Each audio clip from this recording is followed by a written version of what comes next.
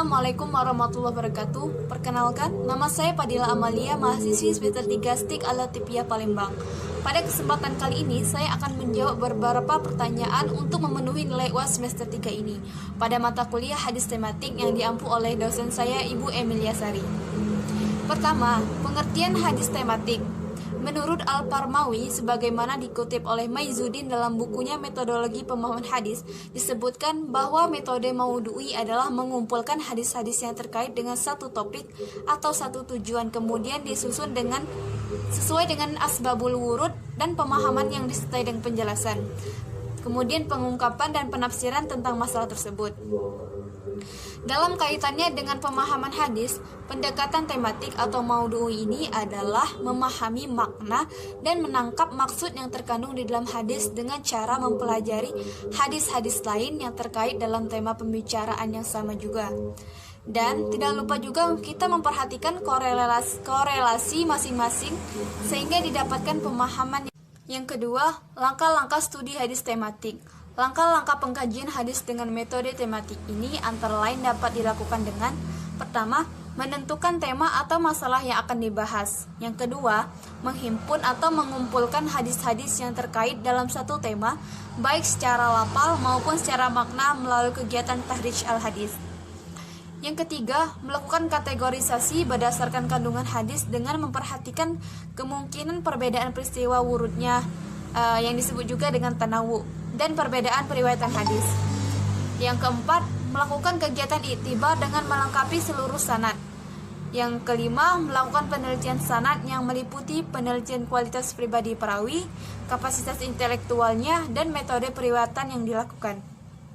Yang keenam, melakukan penelitian matan yang meliputi kemungkinan adanya ilat atau cacat dan syaz kejanggalan. Yang ketujuh, mempelajari tema-tema yang mengandung arti serupa. Yang kedelapan, membandingkan berbagai syarah hadis. Yang kesembilan, melengkapi pembahasan dengan hadis-hadis atau ayat-ayat pendukung. Yang kesepuluh, menyusun hasil penelitian menurut kerangka besar konsep. Dan yang terakhir, kita dapat menarik suatu kesimpulan dengan menggunakan dasar argumentasi ilmiah. Secara sepintas, pemaknaan hadis dengan metode tematik terkesan nampak sederhana. Tetapi jika yang diinginkan hasil yang memadai sudah barang tentu, diperlukan keseriusan, sehingga tidak semudah yang dikesankan, karena melibatkan sejumlah elemen pendukung yang memperkokoh kajian ini. Sehingga diharapkan dapat ditangkap makna yang holistik dari sebuah tema tertentu. Memang didasari, kajian ini menjadi sulit jika seluruh langkah dan prosedur berikut ini dipenuhi secara konsisten dan lengkap. Tetapi paling tidak, tawaran model ini sedikit banyak mampu mengantarkan kita ke arah pemahaman yang lebih luas lagi, sehingga kandungan dalam hadis Nabi SAW didapatkan pemahaman yang lebih bermakna. Kemudian, poin ketiga, saya akan menjelaskan bagaimana contoh menyelesaikan hadis tematik sesuai dengan metode-metode yang telah saya paparkan sebelumnya. Dimulai dengan mentahrij hadis-hadis tasammu. Penulisan terhadap hadis-hadis tasammu dilakukan dengan menelusuri kitab-kitab hadis, khususnya kutubut tisah, yaitu 9 kitab induk hadis. Pendekatan yang dilakukan dalam penulisan kitab-kitab hadis ini adalah melalui mu'jam mufahras bi al-fazi hadis dengan mempergunakan kata kunci samahah dan samhan. Berdasarkan penulisan tersebut, saya menemukan kata samahah dan samhan yang tersebar dalam kitab. Pertama, kata samahah ditemukan dalam Musnad Ahmad, kitab Awwalu Musnad Al-Kufiyin, bab hadis Umar ibnu Abasyah dengan nomor hadis 19.655. Yang kedua, kata as-samhatu ditemukan dalam kitab Ibnu Majah pada bab Tijarah nomor hadis 2202. Yang ketiga, kata samahah ditemukan dalam Musnad Ahmad, kitab Musnad Al-Mukassirina min as-sahabati dalam bab Musnad Abdullah Amr ibnu Aus dengan nomor hadis 6978. Yang keempat, kata samahah ditemukan dalam Musnad Ahmad, kitab Baqi Musnad Al-Ansori, bab hadis Ubadah ibnu As-Samit dengan nomor hadis 23094. Yang kelima, kata samhan dengan ditemukan dalam Ibnu Majah, kitab At-Tijarat, bab Al-Samhatu fi Al-Ba'i dengan nomor hadis 2203. Yang keenam, kata samhan ditemukan dalam Sunan At-Tirmidzi kitab Al-Buyu'a Rasulillah bab ma ja'a fi istiqradi al-ba'ir au al-sya' minal hayawan dengan nomor hadis 1319. Yang ketujuh, kata at-tajawazu ditemukan dalam Sahih Bukhari kitab At-Tijarat. Selanjutnya kita akan mengklasifikasikan hadisnya. Dalam mengklasifikasikan hadis-hadis toleransi, ditemukan 3 kata yang bermakna toleransi, yaitu kata samahah atau samhan, kata unziru, dan at-tajawasu. Kata tasamuh berarti kelayakan atau kemudahan, sedangkan kata samhan berarti bermurah hati. Pada bagian pertama, saya akan mengemukakan hadis-hadis yang menggunakan lapas tasamuh, kemudian hadis-hadis yang menggunakan lapas samhan, dan terakhir hadis-hadis yang menggunakan lapas unziru dan at-tajawasu. Baiklah, setelah saya memaparkan tentang tahrid-tahrid hadis yang berkaitan dengan hadis tasamuh tersebut, saya akan membacakan beberapa contoh hadis-hadis yang berkaitan dengan tasamuh. Pertama, lafal hadis yang menggunakan kata samahah.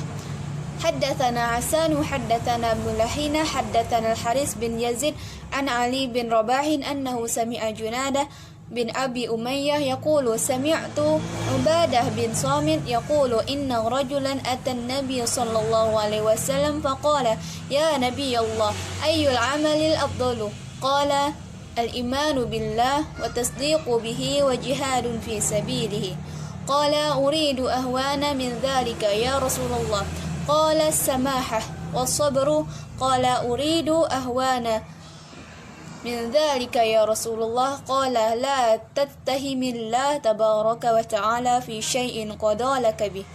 Kemudian hadis kedua adalah qala haddatsana Abdus Samad haddatsani abi haddatsana Habibun ya'ni al-muallim an Umri bin Syu'aib an abihi an Abdullah bin Umrin wa qala Rasulullah sallallahu alaihi wasallam dakhala rajulul jannah bisamahatihi qadiyan wa mutaqadiyan. Kemudian hadis-hadis yang menggunakan kata samhan. Hadis pertama adalah haddatsana Amru bin Uthman bin Sa'id Kathir bin Dinar Himsiyu haddatsana Abi haddatsana Abu Ghassan Muhammad bin Mutarrifin an Muhammad bin Munkadirin an Jabir bin Abdullah qala Rasulullah sallallahu alaihi wasallam rahimahullah abdan samhan idza ba'a samhan idza ishtara samhan idzan tado. Kemudian hadis kedua adalah haddatsana Abu Qurabin haddatsana Ishaq bin Sulaiman Ar-Razi an Mughirah bin Muslim an Yunus an Husain an Abi Hurairah anna Rasulullah sallallahu alaihi wasallam qala inna Allah yuhibbu samhal bai'i samhal syara samhal qada'i qala wa fi bab an Jabiri qala Abu Isa hadha hadithun gharib wa qad rawah ba'duhum hadha al-hadithu an Yunus an Sa'id al-Maqburi an Abi Hurairah. Kemudian hadis selanjutnya adalah haddatsana Muhammad bin Ja'far wa Hajjaj qala haddatsana Syu'bah an Umr bin Dinar qala sami'tu rajulan yuhaddatsu an Uthman bin Affan radhiyallahu anhu anna an-nabiy sallallahu alaihi wasallam qala kana rajulun samhan ba'ian wa mubta'an wa qadiyan wa muqtadiyan fadakhala al-jannah. Kemudian hadis selanjutnya adalah wa haddatsani Malik an Yahya bin Sa'id annahu sami'a Muhammad bin Munkadir yaqulu ahabballah abdan samhan in ba'a samhan in ta'a samhan in qada samhan ini qada. Kemudian hadis yang ketiga adalah hadis yang menggunakan kata as-samhatu. Pertama adalah haddatsani Yazid qala akhbarana Muhammad bin Ishaq an Daud bin Husain an Ikrimah an Abi Abbas qala qila li Rasulillah sallallahu alaihi wasallam, ayyul adyani ahabbu ila Allah? Qala hanifiyah samhah. Kemudian hadis yang keempat adalah hadis yang semakna dengan toleransi. Pertama, haddatsana Musa bin Ismail haddatsana Abu Uwana haddatsana Abdul Malik Ar-Ribbiyin bin Hirash qala Uqbah bin Amrin walahu dhafah alla tuhaddathuna ma sami'ta min Rasulillah sallallahu alaihi wasallam qala inna sami'tuhu yaqulu inna ma'ad dajjali idza kharaja ma'an wa naran fa amma alladhi yara an-nasu annaha an-naru fa ma'un baridun wa amma alladhi yara an-nasu annahu ma'un baridun fa narun tuhriqu faman adraka minkum falyaqa fil ladhi yara annaha narun fa innahu udhbun baridun qala Khudzaifah wa sami'tuhu yaqulu inna rajulan kana fi man kana qablakum atahu al-malak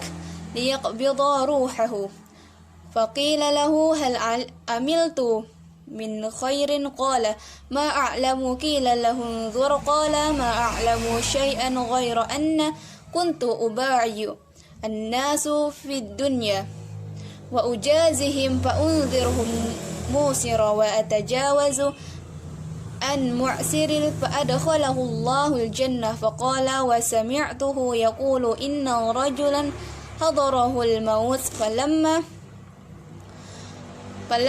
ya'isa minal hayah awsa ahlahu idza anamut fajma'u li hutaban kathiran wa awqidu fihi naran hatta idza akalta lahmi wa khalasat ila azmi famtuhishat fakhudhuha hanuha thumma anzuru yawman rahan fanzuruhu fi yawmin faghallu fajama'ahu Allah faqala lahu lima fa'alta dhalika qala min khashyatik faghafarallahu lahu qala Uqbah bin Umrin wa ana sami'tuhu yaqulu dhaka wa kanat nabbashan. Kemudian hadis selanjutnya adalah haddatsana Muhammad bin Bashir haddatsana Abu Amir haddatsana Syu'bah an Abdul Malik bin Umair qala sami'tu Rib'iyya bin Hirash yuhaddatsu an Hudzaifah an-nabiy sallallahu alaihi wasallam anna rajulan mata faqila lahu ma amilta fa imma dzakara aw dzukkiru qala inni kuntu atajawwazu في الشكة والنقض وأنظر المؤسر فغفر الله له قال أبو مسعود أنا قد سمعت هذا من رسول الله صلى الله عليه وسلم. Kemudian pemahaman kandungan hadis. Dalam konteks toleransi, hadis yang telah dipaparkan tadi memiliki kandungan untuk bersikap tasamu atau toleransi dengan sikap sabar terhadap orang lain ketika terjadi hal-hal yang tidak disukai. Pada hadis kedua, mengandung arti sikap tasamu atau toleransi pada sisi pemutusan perkara atau hukum. Dan hadis ketiga secara tegas menjelaskan kaitannya antara tasamu atau toleransi dengan kesabaran tersebut. Sementara kelompok hadis kedua yang menggunakan lafaz samhan, bentuk masdar dari kata samaha yang mengandung arti bahwa Allah merahmati seseorang hamba yang bersikap toleransi dalam berjual beli dan dalam memutuskan suatu perkara. Demikian pula pada hadis kedua mengandung makna bahwa Allah Subhanahu wa taala menyukai jual beli yang dilakukan dengan penuh sikap tasamuh. Allah menyukai keputusan yang dilakukan dengan sikap toleransi. Dan kemudian kandungan hadis ketiga adalah bahwa seorang yang melakukan sikap toleransi dalam berjual beli, memutuskan perkara hukum, maka Allah akan memasukkannya ke dalam syurga. Dan pada hadis keempat mengandung makna yaitu hamba yang paling disukai di sisi Allah Subhanahu wa taala adalah hamba yang melakukan jual beli dengan penuh sikap toleransi. Jika menawarkan bersikap toleran dan jika memutuskan pun bersikap toleran. Adapun makna yang dikandung pada hadis-hadis yang semakna dengan kata samahah dan kata samhan dengan menggunakan kata unziru dan atajawasu dalam berkaitan dengan perlunya bersikap toleransi atau memudahkan seseorang dalam perdagangan dan utang piutang. Dari ketiga kelompok hadis di atas, tampaknya sentimen tasamuh atau toleransi banyak dikaitkan dengan perdagangan, baik sebagai penjual maupun sebagai pembeli yang memberi toleransi atau kemudahan kepada pembeli ataupun yang memiliki utang karena proses jual beli tadi. Tetapi pada sisi lain, banyak juga hadis Nabi yang menjelaskan bahwa sikap toleransi atau penjelasan Nabi tidak hanya ditunjukkan kepada masalah jual beli. Bahkan Nabi SAW menunjukkan sikap toleransinya terhadap masalah-masalah prinsipil, seperti bertoleransi terhadap perbedaan agama dan bertoleransi terhadap sisi kemanusiaan sekalipun bukan muslim, sebagaimana dijelaskan dalam sunnah Nabi. Karena itu, prinsip-prinsip toleransi dalam hadis Nabi dapat diklasifikasikan berdasarkan praktik yang pernah ditunjukkan Nabi terhadap sahabat-sahabatnya, terhadap masyarakat Madinah, bahkan terhadap pemeluk agama lain selain Islam. Sikap toleransi Nabi tersebut banyak ditunjukkan dalam rumusan Piagam Madinah yang memediasi hubungan bilateral antara kaum muslimin dengan kaum Yahudi Madinah saat itu. Dalam bidang peperangan, sikap toleransi Nabi ditunjukkan dalam menghadapi tawanan perang, yakni ketika tawanan perang Badar dibawa ke Madinah dan dihadapkan kepada Nabi. Maka Nabi Muhammad SAW memperingatkan dengan mengatakan, perlakukanlah mereka atau tawanan perang tersebut sebaik-baiknya. Karena di antara sahabat Nabi ada yang menginginkan agar tawanan perang tersebut dibunuh dan atau dimintai tebusan. Namun akhirnya Nabi SAW bersepakat dengan sahabatnya agar tawanan perang tersebut diperlakukan dengan sebaik-baiknya. Kemudian dalam bidang politik, Nabi memperlihatkan sikap toleransi terhadap agama para raja yang menerima ajakan Nabi untuk masuk Islam. Muqawqis misalnya, seorang pembesar Koptik di Mesir, menerima utusan Nabi dengan baik, dengan segala penghormatan, bahkan ia mengirim hadiah buat Nabi dan Nabi menerimanya dan baik sekalipun Muqawqis tidak jadi memeluk Islam. Demikian pula dengan Raja Najasyi dari Abisinia juga menerima dengan baik surat Nabi yang mengajaknya masuk Islam. Bahkan beberapa sumber menyebutkan bahwa ia masuk Islam. Raja Najasyi pun mengirimkan surat kepada Nabi Muhammad SAW agar umat Islamnya yang ada di Abisinia dikembalikan ke Madinah. Kemudian dalam hal bidang sosial, sikap toleransi Nabi ditunjukkan dengan cara mengedepankan perdamaian terhadap beberapa komunitas agama, suku, dan ras yang ada di Madinah maupun di luar Madinah. Bahkan terhadap non-muslim sekalipun, Nabi Muhammad SAW tetap mengajak mereka untuk bertanggung jawab bersama-sama dalam menjaga kota Madinah. Peristiwa sosial lainnya yang didorong dengan semangat toleransi adalah disepakatinya perjanjian Hudaybiyah, yakni ketika Nabi Muhammad SAW hendak melaksanakan ibadah haji tetapi selalu dihalangi oleh kaum musyrikin. Dengan demikian, bagi manusia sudah selayaknya untuk mengikuti petunjuk Tuhan dalam menghadapi perbedaan-perbedaan tertentu. Salah satu risalah penting yang ada dalam teologi Islam adalah toleransi antara penganut agama-agama yang berbeda. Risalah ini termasuk dalam kerangka sistem teologi Islam karena Allah SWT senantiasa mengingatkan kepada kita akan keragaman manusia, baik dilihat dari sisi agama, suku, warna kulit, adat, dan sebagainya. Dalam hal teologi, keragaman agama tertentu menjadi titik fokus risalah toleransi. Toleransi adalah sikap untuk dapat hidup bersama masyarakat yang menganut agama lain, dengan memiliki kebebasan untuk menjalankan prinsip-prinsip keagamaan atau ibadah secara masing-masing, tanpa adanya paksaan dan tekanan baik untuk beribadah maupun untuk tak beribadah dari satu pihak ke pihak yang lain. Baiklah, terakhir adalah kesimpulan. Berdasarkan uraian di atas, maka konsep tasamuh atau toleransi dalam hadis Nabi dapat disimpulkan sebagai berikut. Pertama, term tasamuh berasal dari kata samaha yang berarti kelayakan atau kemudahan. Selain itu, kata samaha diartikan dengan sahala yang berarti bermurah hati. Sedangkan kata tasamaha diartikan dengan tasahala yang berarti mempermudah. Yang kedua, tasamuh sering dipadankan dengan toleransi yang telah menjadi istilah mutakhir bagi hubungan antara dua pihak yang berbeda secara ideologi maupun konsep. Tasamuh dan toleransi berbeda secara substantif dan terminologis, tetapi Hal tersebut tetap didekatkan penggunaannya dalam konteks agama, sosial budaya, dan politik sebagai implikasi dari perbauran budaya yang tidak dapat dihindari dosa ini. Baiklah, sekian dari saya akhiri. Wassalamualaikum warahmatullahi wabarakatuh.